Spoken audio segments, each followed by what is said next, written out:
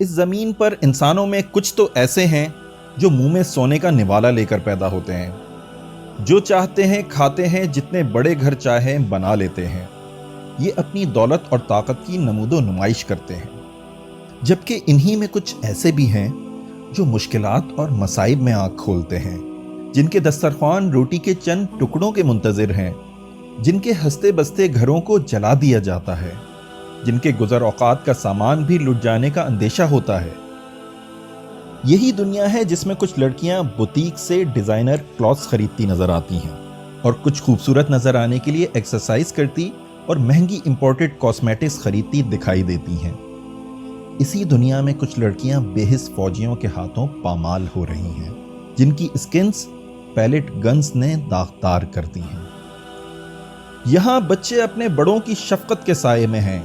Toys, پلے stations اور x box میں مگن ہیں، آئس کریم، چاکلیٹ، چپس اور برگر کو انجوائے کر رہے ہیں، جبکہ وہاں بچے والد کی تشدد زدہ لاش چوم رہے ہیں،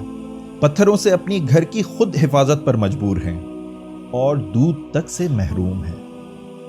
کچھ جوان اپنی باڈی بلڈ کرنے میں مصروف ہیں، اعلیٰ سے اعلیٰ کیریئرز کے لیے کوشاں ہیں، اور کچھ ٹارچر سیلز میں معذور کیے جا رہے ہیں،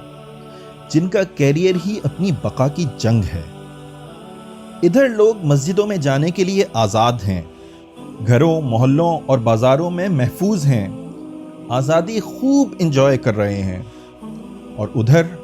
لوگ چھوٹے چھوٹے گھروں میں محصور ہیں، جن کی لڑکیوں کے اوپر آوارہ لوگ ہوس کی نظریں گاڑے ہوئے ہیں۔ یہ بھی انسان ہیں جو آزادی کے لیے 72 سال سے منتظر ہیں۔ کیا ان دونوں طرح کے انسانوں کے رب بھی تو ہیں؟ ایک رب جو خوشیاں ہی بانٹے جا رہا ہے اور دوسرا جو تکلیفیں اور غم ہی دیے جا رہا ہے؟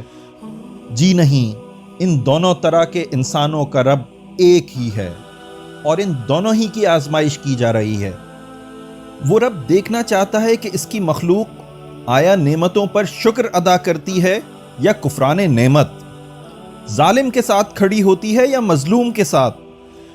سوشل میڈیا پر جہاد کرتی ہے یا میدان کارزار میں، فقط ڈرل کرتی ہے یا ظالم کے خلاف جنگ بھی، مال کو سینچ سینچ کر رکھتی ہے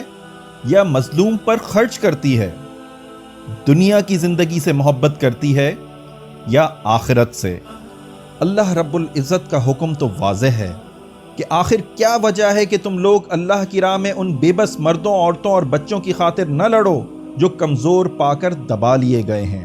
اور فریاد کر رہے ہیں کہ خدایا ہم کو اس بستی سے نکال کہ جس کے باشندے ظالم ہیں، اور اپنی طرف سے ہمارا کوئی حامی و مددگار پیدا کر دے۔